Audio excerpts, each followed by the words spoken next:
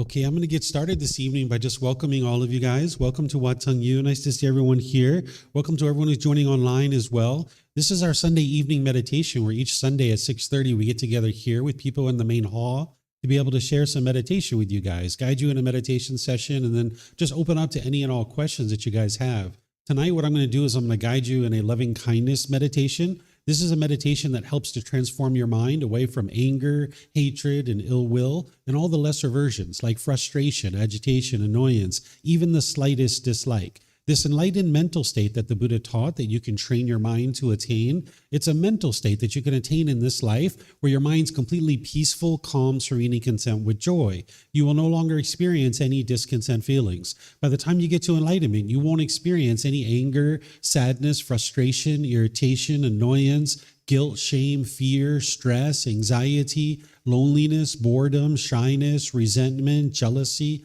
All of this can be eliminated from the mind through training of the mind. And this particular meditation that we're doing is to help eliminate the ill will, the hatred, the bitterness, the hostility, even the slightest dislike.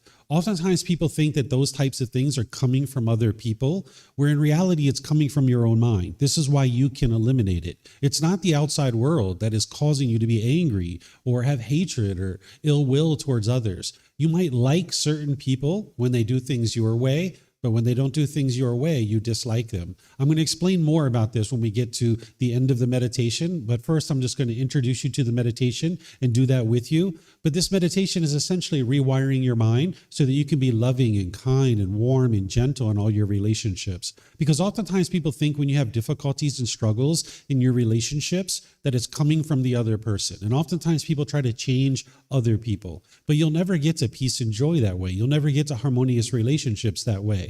The way that you do this is you work on your mind. If you work on your mind and transform your mind, then you can be loving and kind in your relationships, and you'll see more and more that that's what you're experiencing coming back to you in your relationships. So the way that we start this meditation is I start with some chanting to ease into the meditation. If you'd like to chant along, you're more than welcome to. I have chanting sheets over there on the platform. You guys are welcome to pass them around if you like and chant along. If you decide to chant along, this is to help ease your mind into meditation and get more benefit out of the meditation itself. There aren't any rites, rituals, ceremonies, worship, or prayer in the teachings of the Buddha. If you're seeing those kinds of things associated with the teachings of the Buddha, it's actually not the teachings of the Buddha. He never taught any rites, rituals, ceremonies, worship, or prayer. The way that he was using chanting during his lifetime was as a learning tool or as a learning device. Every 2 weeks, his students would come together and they would recite his teachings orally. That's the chanting, because everything he taught was oral. They didn't have books and YouTube videos and podcasts and things like this to be able to study the teachings 2,500 years ago. So they used recitation of the teachings, the chanting, in order to commit the teachings to memory. And they would do this every 2 weeks. So you can see from the origins of chanting that this isn't a rite, ritual, ceremony, worship, or prayer. It helps to ease your mind into meditation and get more benefit out of the meditation itself. That's how we use it today. Because we have books and audiobooks, videos, podcasts. We can actually study those things, but we don't need chanting in order to be able to remember the teachings. But we still do it in order to ease the mind into meditation and get more benefit. If you read the English translations, you're going to see a lot of appreciation, gratitude, and respect for the Buddha. And because of that, I don't think the Buddha even created these chants himself. They were probably created by his students either during his life or after his death. Because the Buddha wouldn't have gone around and said, here, chant these chants to me out of respect for me. This would be ego or arrogance, somebody putting themselves above others and looking down on them. And by the time you get to enlightenment, you don't do that. You just look at everybody as being equal. So if you learn from a teacher how to move from anger, sadness, and frustration and all these other discontent feelings, and this teacher didn't want anything from you or expect anything from you, they were just helping you out of the kindness of their heart, you might actually have a lot of appreciation, gratitude, or respect for that person too. So that's why I think that these chants actually came from his students. So I'm going to be chanting these on the way in, and you're more than welcome to chant along if you like. Once we're in the meditation, I'm going to guide you in a breathing mindfulness meditation session, where we're going to be focused on the breath. And anytime the mind moves off the breath, you're going to cut that off and let it go and come back to the breath. You're going to hear me guiding you and instructing you for a period of time, teaching you how to do that.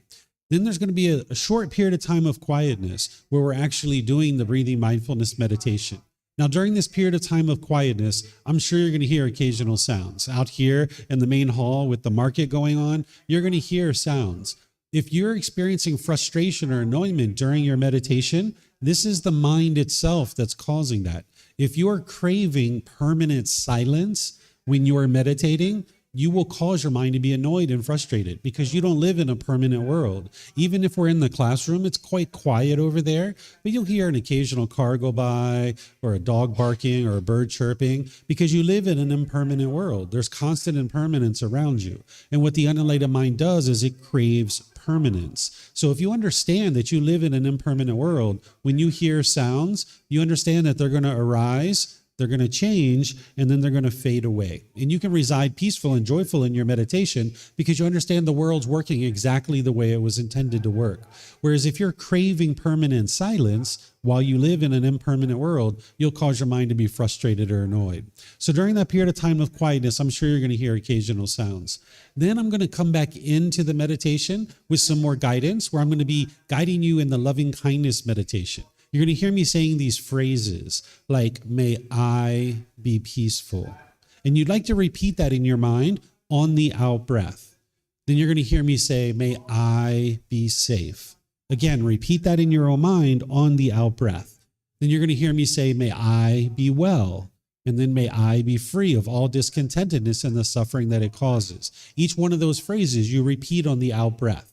Then eventually we're going to go through different rings. We're going to do mom and dad. We're going to do family. We're going to do all these different people that I'm guiding you guys. So I'm doing a very general meditation, but eventually we're going to be getting to all beings where we haven't left anybody out. And what you're doing in this meditation is you're not trying to change other people. Sometimes people think that's the case because we're saying, may mom and dad be peaceful, safe, well, and free of discontentedness. You can't change other people in your meditation. Meditation is not to change other people. It's to change your own mind so that now when you're around mom and dad, you can be more loving and kind and warm and gentle. And that's what's going to transform your relationship. Because as long as you're bitter and harsh and hostile to anybody in your life, that's all just going to come back to you. So this meditation is rewiring your mind to be more loving and kind. So in your day-to-day interactions, through your intention, speech, and actions, you can be more loving and kind. Then we're going to go back to the breathing mindfulness meditation, and we're going to come out of that with some more chanting. The way that I think about it is kind of like a loving kindness sandwich. We've got loving kindness in the middle. The lettuce and tomato is like the breathing mindfulness meditation. In the bread, holding it all together, that's the chanting. So this is kind of the sequence that we're going to do. And then afterwards, I'll share some teachings with you guys and give you guys a chance to ask any and all questions that you like. In terms of your body position for meditation, there's 4 positions that the Buddha taught: seated, lying, standing, and walking. And you would learn these different positions at different times in order to be like a tool in a tool belt, so that depending on what you need at any given time, you would use these different tools. But oftentimes people are learning in the seated position. So I'll give you guys a little bit of guidance on this, and then I'll invite you to join for any of our courses or retreats here in Chiang Mai, or you can watch on our live stream where I'll actually teach all these other positions. You can actually do the loving kindness meditation in the seated, lying, or standing positions. We usually don't do it in the walking position. But since you're in the seated position, I'll give you some guidance on this. You could be sitting on the floor or in a chair. Maybe if you're at home, you're on a bench or a sofa or in a wheelchair. You can sit however you like. There's not just one way to sit. If there was just one way to sit, that would be permanence. And we live in an impermanent world where all of our bodies are different, and we're going to find different things to be comfortable. So find whatever is comfortable for you. You can take the things that I share as just recommendations or suggestions. So if you're on the floor, you might have some cushions under your rear. This will kind of help soften your seat a bit. And then if you're going to bring your legs together in the cross leg position, you might just decide to do that lightly, because if you have them real tight, it's going to impede the circulation and you're going to have pain in the lower body. If you're going to cross your legs, some people sometimes like to put their legs off the mat. This gets your hips up in the air, and it lessens the angle at the hips, the knees, and the ankles, allowing the circulation to flow. So if you like to do that, you can do it. But remember, it's not about everyone doing it the same way. You can sit however you like, whatever is comfortable for you. The Buddha put his right hand over his left with his thumbs together, and he put this into his lap. If this is comfortable for you, you could use it. But again, it's not about everyone doing it exactly the same way. There's other options here as well. Some people like to put their palms on their thighs or their knees. Some people put their palms up. Some people just rest their hands comfortably in their lap. So you can put your hands and arms wherever you like. And the same thing's true for anybody who's in a chair or a bench or a sofa or a wheelchair. You can also sit however you like. Sometimes people like to put their feet flat on the floor or lightly cross at the ankles. But when I teach in the classroom over there, I sit in a chair with my legs crossed. So that's an option for you as well. And then you can put your hands and arms wherever you like. In terms of your upper body, you'd like this to be erect with the sternum up and the shoulders back. This will keep the mind attentive and alert during the meditation, because meditation is a dedicated, active, purposeful training session where you're eliminating certain unwholesome qualities and you're cultivating certain wholesome qualities. So you would like the mind to be attentive and alert during the meditation. Whereas if you were slouched, the mind would have a tendency to be dull or lethargic. But if you were real rigid, the mind could be overactive or uptight. So you'd like the upper body to be in the middle with the sternum up and the shoulders back. This is going to help keep the mind attentive and alert during the meditation. And then in terms of keeping your body upright, not only does it keep your mind attentive and alert, but it also helps you to breathe in through the nose and out through the nose. So again, I'm going to do some chanting to help us ease into the meditation. You guys are welcome to join in, and then I'll come back in with the guidance. But first, I had some pad thai for dinner, and I have a chili right in the back of my throat. So I think I'm going to take some water to clear that out. Thailand's good for lots of chilies, huh? All right. So let's go ahead and do some chanting, and then I'll guide you guys in this meditation session. Arahang Samma Sambuddho Mahakawa Bhutang Mahakavanang Apivateyami Savakato Mahakavata Tammo Dhammang Namasami Supatipano Mahakavato Savaka Sangho Sanghang Namami Namo Rasa Bhagavato Arahato Samma Sambuddhassa Namo Rasa Bhagavato Arahato Samma Sambuddhassa Namo Rasa Bhagavato Arahato Samma Sambuddhassa Iti piso Mahakawa Arahang Samma Sambuddho Vicacaranang Sammuno Sakato Rokavitu Anutero Purisa Dhamma Sati Satatawa Manusrang Poto Bhagavati.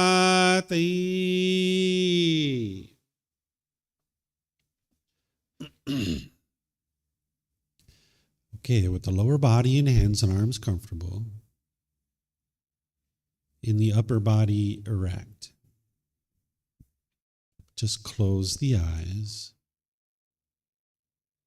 and start breathing in through the nose and out through the nose.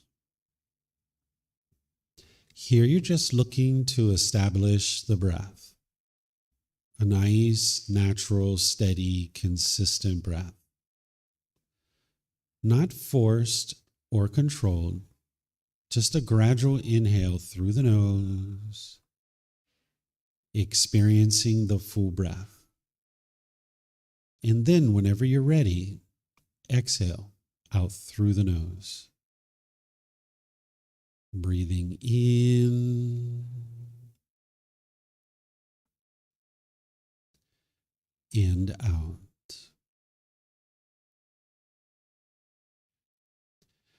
Breathing in and out.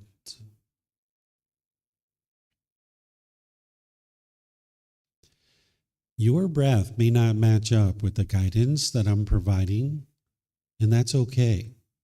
This is your practice. I'm just here for guidance. You can use this voice as a reminder that whenever you get to the next inhale, breathing gradually through the nose, developing a nice, natural, steady, consistent breath. And then whenever you're ready, exhale out through the nose, experiencing the full breath. Breathing in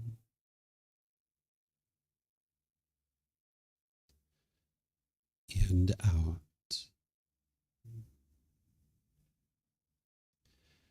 Breathing in and out.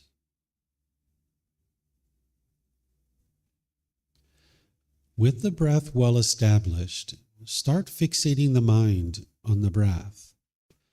Either the sound of the breath coming into the nose or the sensation of air moving over the skin into the nose. The breath is the present moment. Fixate the mind on the breath, the present moment. Breathing in and out.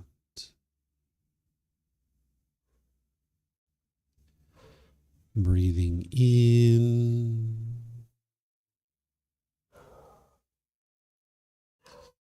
and out.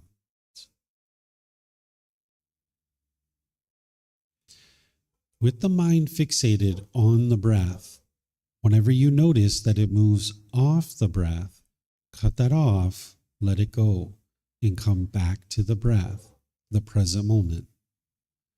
No need to observe the thought, label it, judge it, analyze it, or even try to figure out where it's coming from.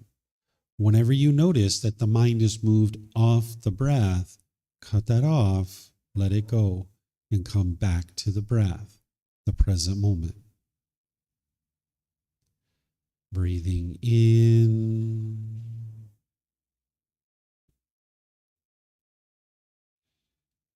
and out.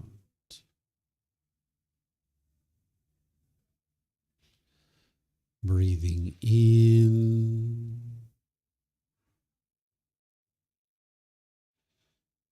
and out.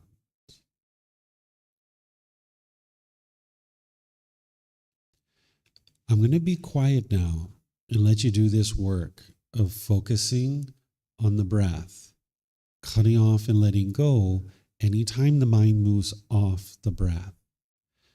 Then I'll be back with more guidance on loving kindness meditation. You have nowhere to go. There's nothing to do. No one needs you right now. This is your time to focus on the breath. Breathing in and out.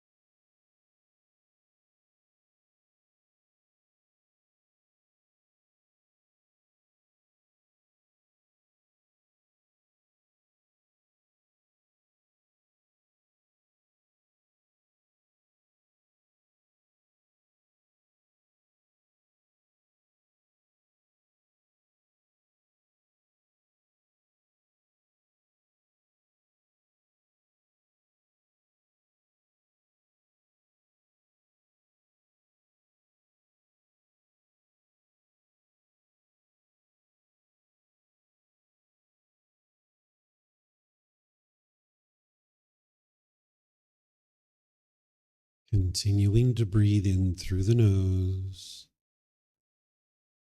and out through the nose. Repeat these phrases in the mind on the out breath.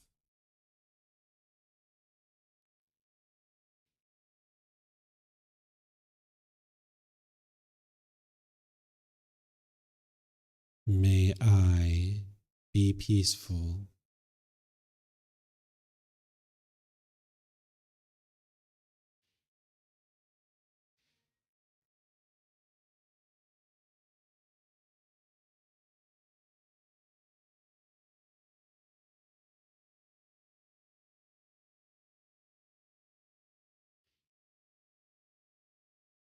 May I be safe.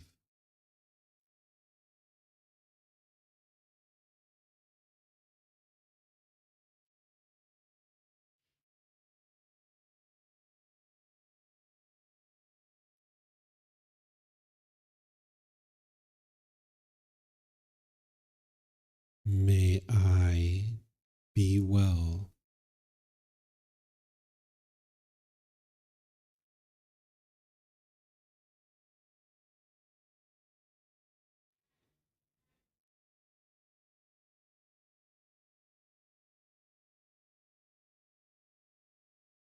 May I be free of all discontentedness and the suffering that it causes.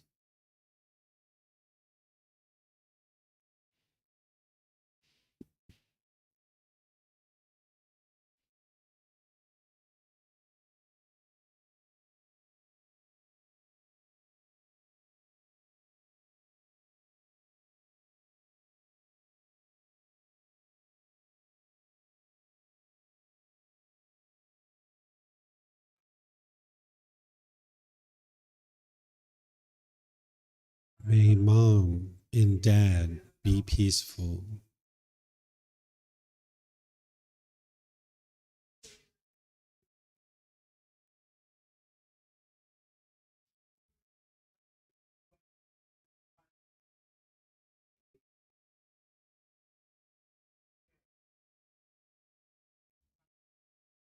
May they be safe.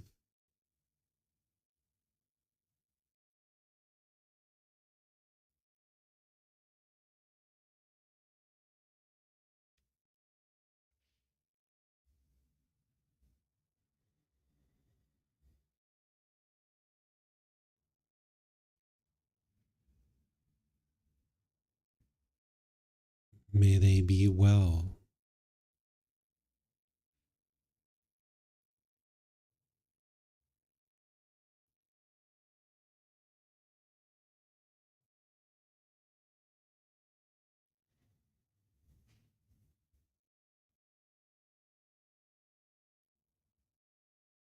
May they be free of all discontentedness and the suffering that it causes.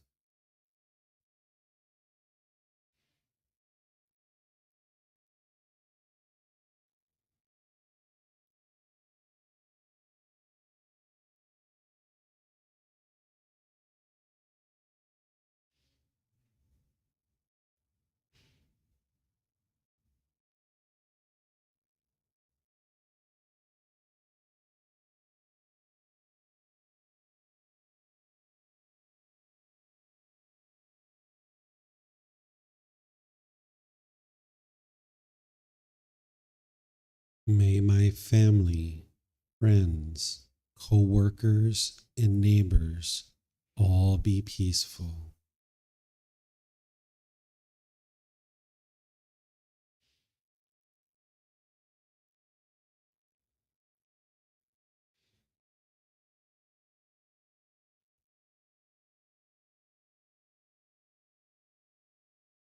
May they be safe.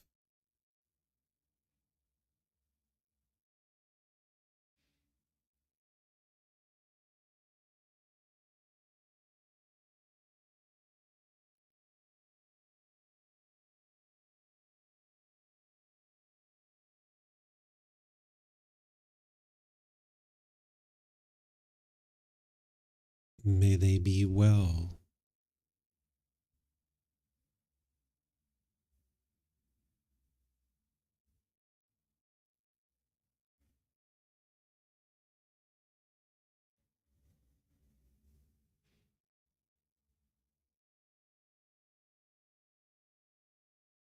May they be free of all discontentedness in the suffering that it causes.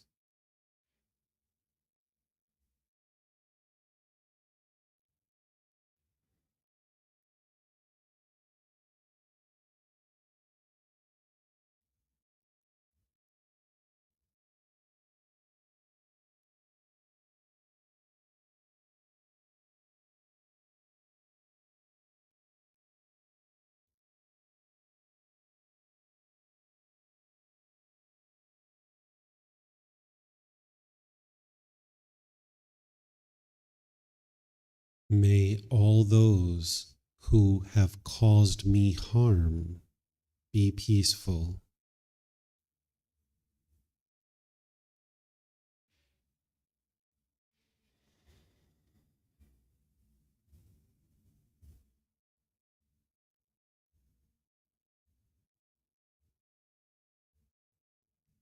May they be safe.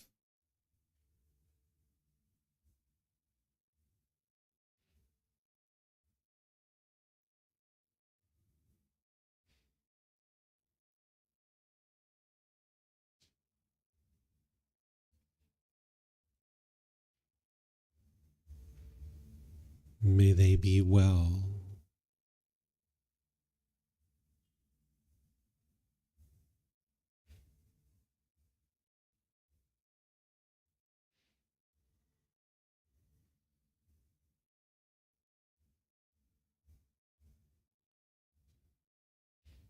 May they be free of all discontentedness in the suffering that it causes.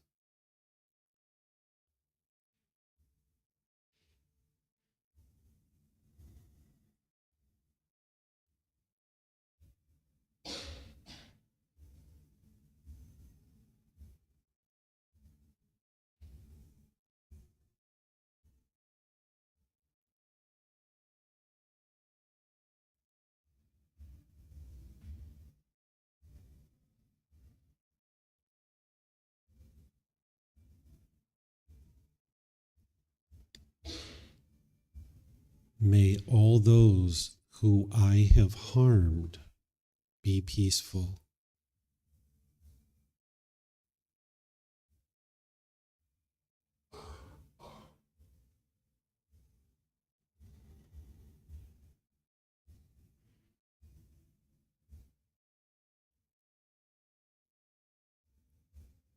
May they be safe.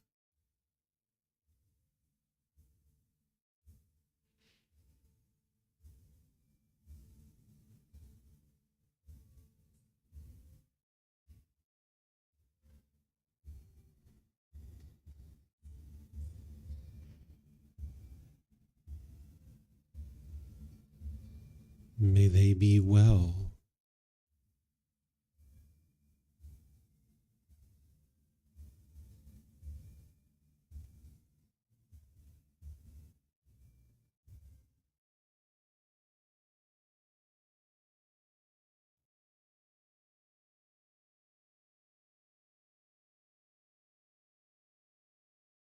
May they be free of all discontentedness in the suffering that it causes.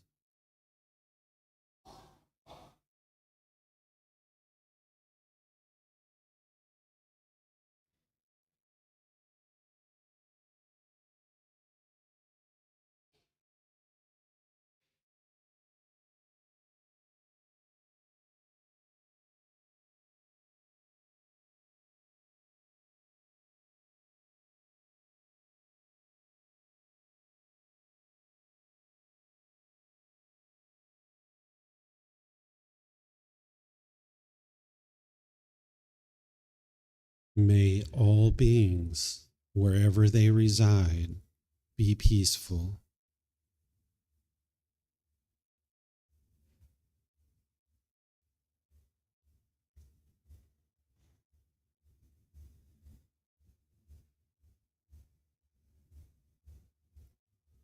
May all beings be safe.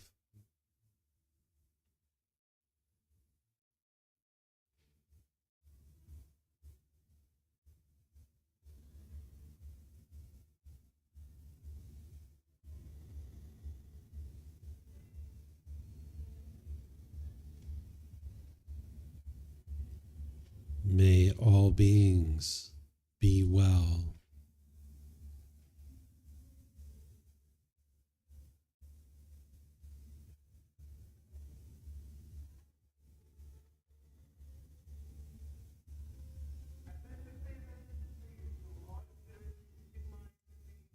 May all beings be free of discontentedness and the suffering that it causes.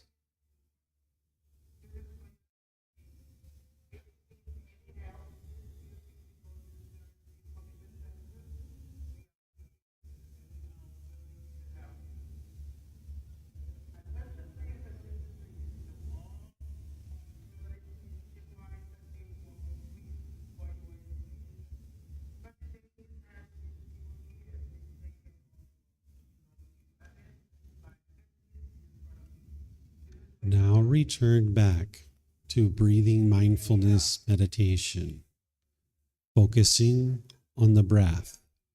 And anytime the mind moves off the breath, cut that off, let it go, and come back to the breath, the present moment. Breathing in and out.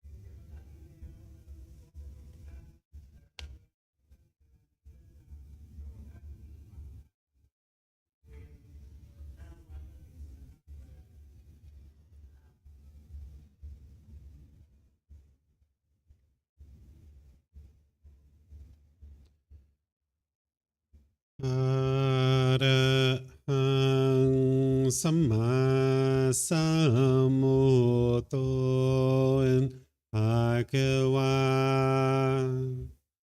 Bhutang Bhagavanhang Abhivateyami Savakato Bhagavata Dhammo Dhammang Namasami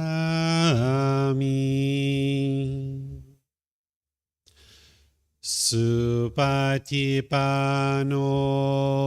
Bhagavato Savaka Sankho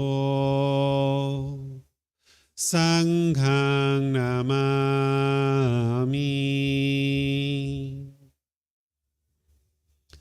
Namo rasa bhagavato arahato samma sambuddhassa. Namo rasa bhagavato arahato samma sambuddhassa. Namo rasa bhagavato arahato samma sambuddhassa. Iti piso emahagava arahang samma sambuddho vicacaranang sammuno sakato rokawitu anutero purisa dhamma sati satatawa manusrang Bhutto Bhagavati.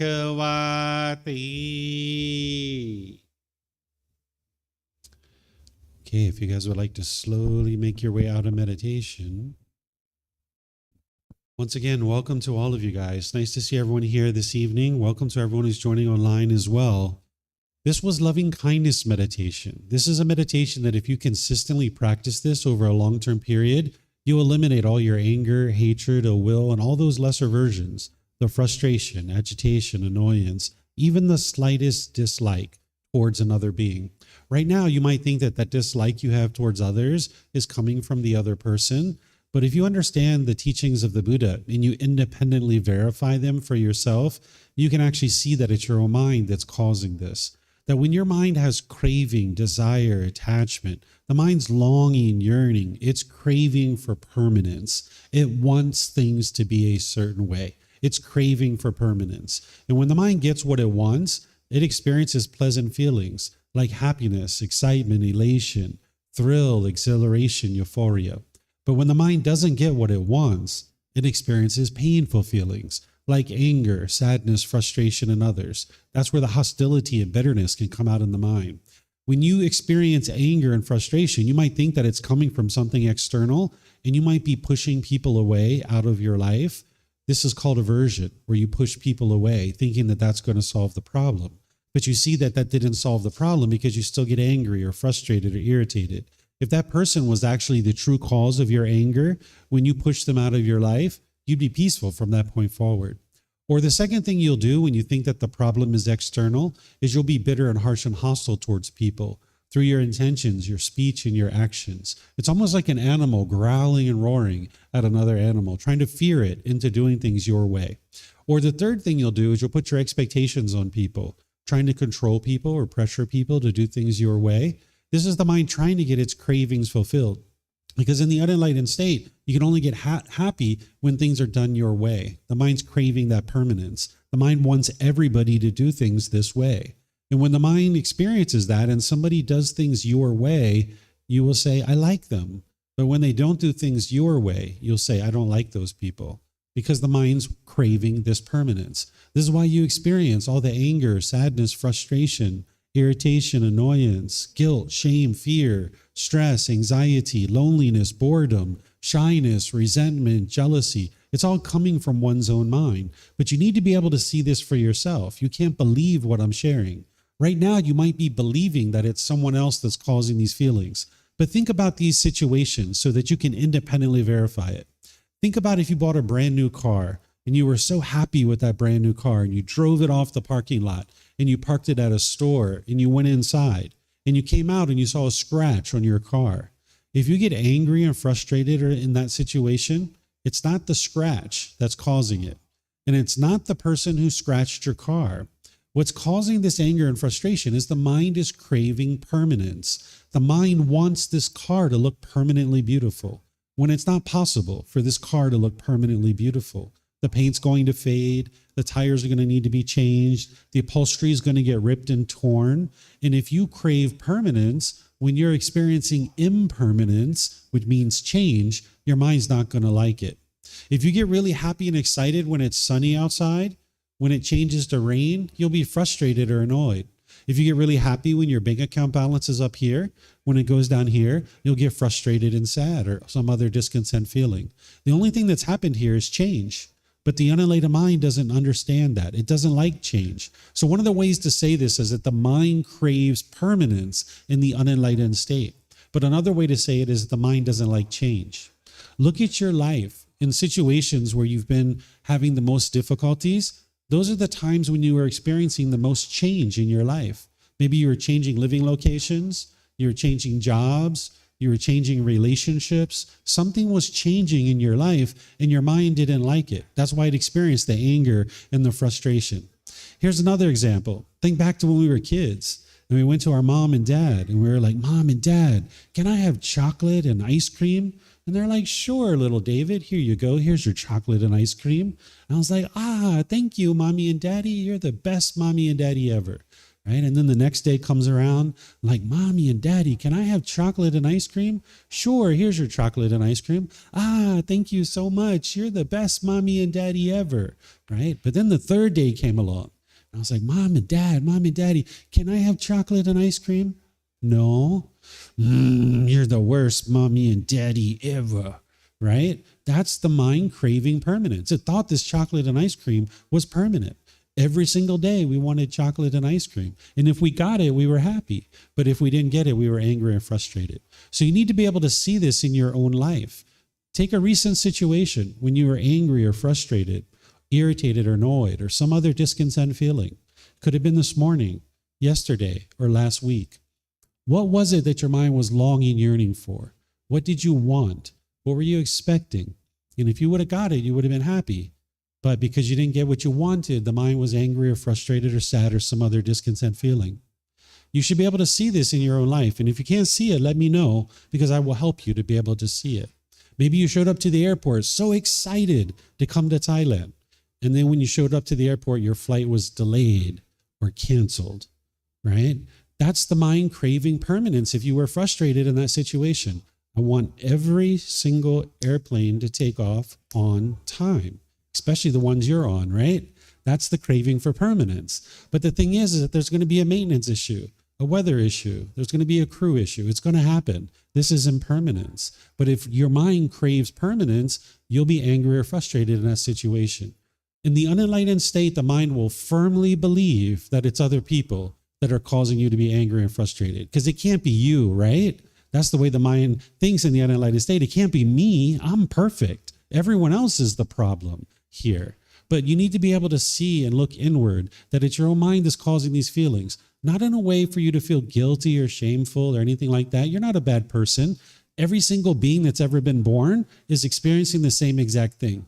But what the Buddha did is he figured out how to overcome this. He figured out how to transform the mind to get to complete peace and joy. It's a permanent mental state that you can experience in this life. This meditation is part of that, but there's other things that you would need as well.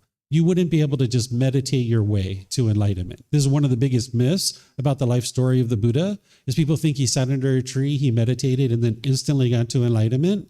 That wasn't true. It was gradual training, gradual practice, and gradual progress. It took him 6 years. So he was doing this inner growth, this inner work, this inner development for 6 years to be able to train his mind to get to this enlightened mental state. So it's going to take you some time. But as you get closer and closer to this enlightened mental state, you start seeing the qualities shine through the mind more and more. It's kind of like if you had the sun and there was clouds in front of the sun and you started peeling away the clouds, the rays of the sun are going to start shining through more and more and more.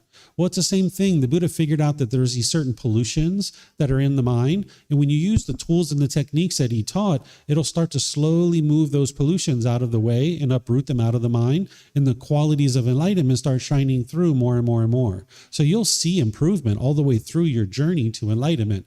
But it's just that once the mind is actually enlightened, you'll see 1 year, 2 years, 3 years, you haven't experienced any anger, sadness, frustration, or any of those other discontent feelings. You'll notice the mind's focused. You have concentration, clarity, and deep memory. You'll notice that your personal and professional relationships are really blossoming. They're at ease because you're not being bitter and harsh and hostile anymore. In the unenlightened state, you'll have a certain amount of bitterness, harshness, and hostility that comes out, and you'll probably think that that's coming from the other person. And you might feel justified in your anger and frustration, but it's just damaging your relationships because it's only a matter of time before you run across somebody who doesn't do things your way. Because if you're in a relationship long enough, maybe at the beginning, you don't really have much expectations of this person and everything's going really great. But as the relationship goes on longer and longer, eventually you start seeing things that they do differently than you because of impermanence. And now you'll really struggle in these relationships. So if you're interested in getting to harmonious relationships, you're going to need to train your own mind. That's where this loving kindness meditation comes in. But you're going to need other meditations and other training as well. The meditation is like filling up your gas tank with this genuine interest in seeing all beings be well, this loving kindness. But then the real transformation is occurring when you go out into the world and you can be loving and kind through your intentions, your speech, and your actions. That's where the real transformation is occurring. The meditation is great because it's helping you to be able to fill up this loving kindness in the mind. But if you went outside and you were bitter and harsh and hostile with the people around you, you're not anywhere close to enlightenment. So by the time you get to enlightenment, you'll be able to be loving and kind, warm and gentle, polite and respectful to everybody in any situation that you're in. Right now, that's probably a bit of a challenge for you. But with the tools and the techniques that the Buddha shares, you can transform your mind and you can see that this makes it very easy for you, that your mind can be transformed. For those of you guys that are into computers, it's kind of like upgrading the operating system on your computer, right? That maybe in the unenlightened state, you're on like unEnlightened 1.0. That's the software that you're operating in. But then as you gradually increase your wisdom and you train your mind, you're upgrading your operating system to Enlightened 9.0. And it's challenging to upgrade your operating system. But once you're up and running on that new software, your mind is completely functioning with ease. And it's really easy for you to actually be loving and kind and warm and gentle. It's actually easier to do that when your mind understands and the mind has been trained to do that. So this meditation is an important part of that, but you would need other things as well. So I'm just going to stop here and see if you guys have any questions on anything that I've been sharing, anything that you're coming across yourself, anything you're seeing at the Buddhist temples, anything you're seeing with the teachings of the Buddha, or things that you might think are the teachings of the Buddha, because sometimes people run across things and they don't realize that those things aren't the actual teachings of the Buddha. So if you guys have questions about your meditation or anything you've heard me share, anything you're seeing anywhere else, we have microphones here in the middle of the room. There's one in the front, there's one in the back. You guys can just get a microphone, press the gray button. You'll see the lights come on and you can hold this up to your chin and we'll be able to hear you here at the temple and they'll be able to hear you online as well. If you speak here without a microphone, they won't be able to hear you online. And then if you would like to keep this microphone with you, you might have more than one question or someone around you might have a question and you can share it. When you're not using it, if you could turn it off, that'd be really helpful so we don't get feedback through the speakers. Oftentimes we don't hear the feedback here, but they can hear it online. So if you could just be sure to turn it off, that would be great. And for anybody online, you can put your questions into Facebook, YouTube, or Zoom. Or in Zoom, you can raise your hand electronically and ask any questions that you like by unmuting your microphone. So does anybody here online have any questions you'd like to ask? Yes, ma'am. There's some microphone back there.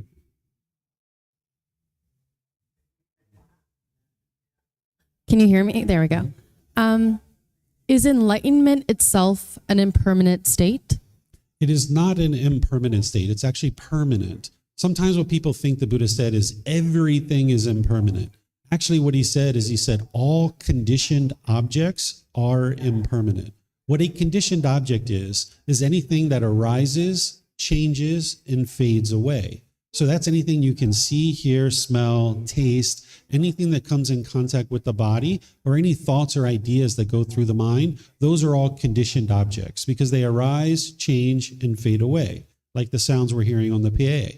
It arises, changes, and fades away. The people here, we started with a certain number of people. A couple people have left, a couple people have come. It's constantly changing. These are all conditioned objects. Enlightenment itself is an unconditioned mental state. Unconditioned objects, they don't arise, they don't change, and they don't fade away. So in the unenlightened mind, there are certain conditions in the mind that are causing what's called conditioned feelings. So pleasant feelings, painful feelings, and feelings that are neither painful nor pleasant, they arise, change, and fade away because they're based on some condition. That's why when you get happy when it's sunny outside, it's not permanent because the sun is not permanent. So if you base your feeling of happiness on the sun, then you're not going to experience happiness permanently. Or if you get happy when your bank account balance is up here, your bank account balance isn't going to be there permanently. So when it goes down here, you get sad or frustrated. Those are called conditioned feelings because it's based on some condition. And those pollutions are in your mind, which is causing the mind to form those conditioned feelings.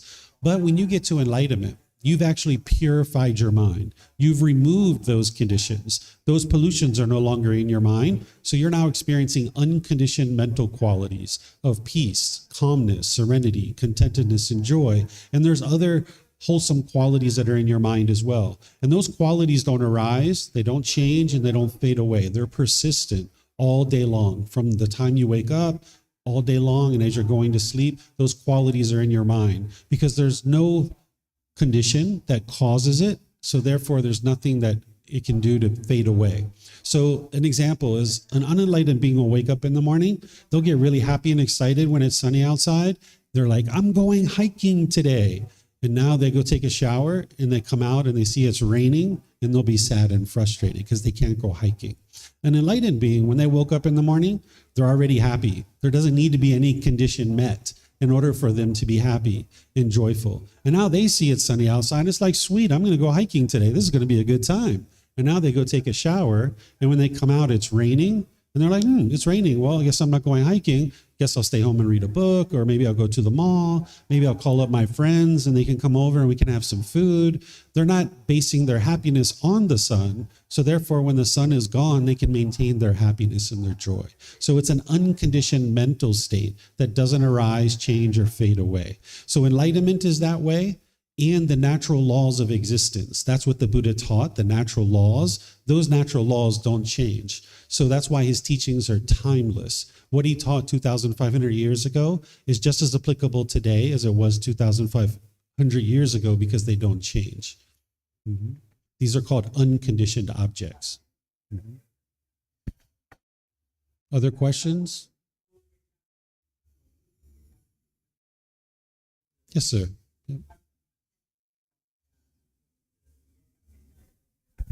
Check. Okay, it's working. So I noticed that you and I think a lot of our monks do. Can you hear me okay? I'm having a little trouble hearing you with the PA. Oh, sorry. I'll speak up. Is that better? Yeah. Okay. I noticed a lot of our monks, and I think you might do it, they do their chants in a Talipi, which I probably mispronounced that horribly, but it's a dead language. What is the thought process in doing it there instead of like the speaker's common language, English or Thai in most of our cases? Are you asking me about the chanting of the monks? What language are they chanting in? Yeah, it's a dead language, correct? Or did I mishear that? Or was I misinformed? It's no longer a spoken language. Okay. It's the Pali language. And the Pali language is no longer spoken by anybody, but it's more of a historical language. Kind of like, I don't know if anybody speaks Latin in Christianity. I don't know if anybody speaks Latin anymore, but it's kind of like that the original teachings of the Buddha are in the Pali language. So when they're chanting, this is in the Pali language. And most of them don't even know what those words mean. They're just kind of preserving this tradition of chanting in the Pali language. If you're going to learn the teachings in order to be able to practice them and get to enlightenment, you're usually learning in a local language that you understand. So for us, it's English. For the Thai people, they learn in Thai. In other countries, they learn in other languages. So the Pali language is kind of like a unifying language for chanting. So if you go to Sri Lanka, Thailand, Myanmar, Cambodia, Laos, southern Vietnam, or anywhere in the world that is practicing this type of Buddhist teachings, they will all be chanting in the Pali language. So it's kind of like a unifying language, but it's no longer a spoken language.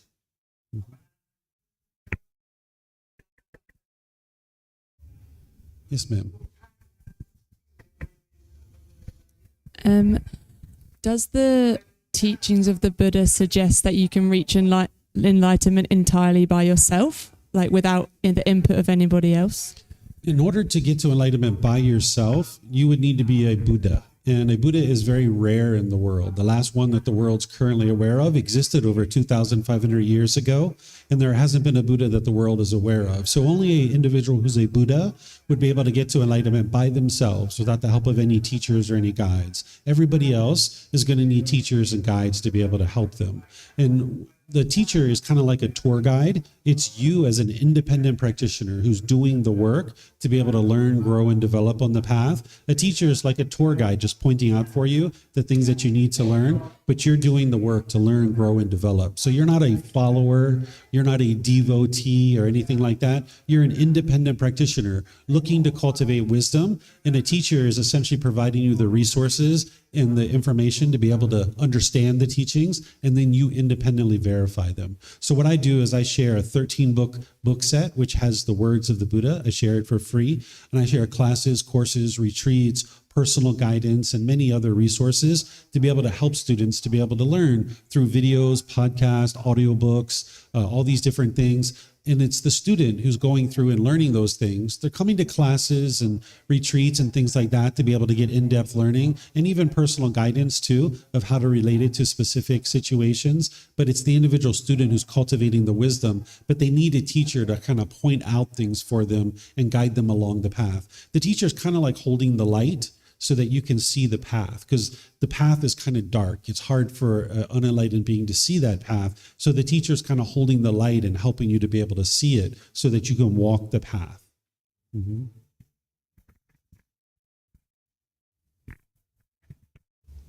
Another question? Yeah. Thank you. I get a lot of the loving kindness meditation, and that you're not upset with the weather or with your neighbor who is snoring or the small stuff. But what is your perspective on the big stuff that is really, really bad, like war, murder, global warming, etc.? I'm curious to hear your take on that.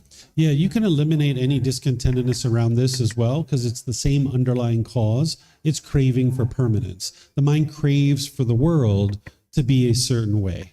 And now the mind can only be happy when it's that way. So when there's a war, obviously that's very unfortunate, but you can't control that. It's not you that's causing that war, so you can't end the war.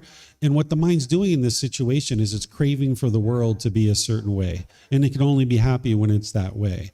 And if it wasn't the war, it's going to be something else and something else and something else. The mind always wants what it doesn't have. So it's the same underlying cause. It's just a different object that the mind has. So you can get to the point where even if somebody murdered your mom, you wouldn't be angry. You wouldn't be frustrated. But in that situation, the mind is craving permanence, wanting mom to be permanent. And then when you feel those painful feelings, the mind associates that with the murderer, and then now it hates that person. Where you need to understand that hatred actually isn't helping you whatsoever. Obviously, this hasn't happened, and thank goodness this hasn't happened for you, right? But if it did happen, the mind would be attributing that painful feeling towards that murderer, and now they would have hatred towards that person. But that's like holding on to a hot coal and trying to burn somebody else, where the only person getting burned is you. So you would like to get to the point where you understand that you can separate the choices and decisions that somebody makes from the person themselves, where you can love the person, meaning have a genuine interest in seeing them be well, while disagreeing with the choices and decisions that they make. Because there's only one person in the world that makes decisions your way 100% of the time. Do you know who that person is? You do, right? So if you could only love someone and have respect for someone who does things your way, there'd only be one person in the world that you could do that with, because there's only one person that does things your way. So you'd only be able to love yourself.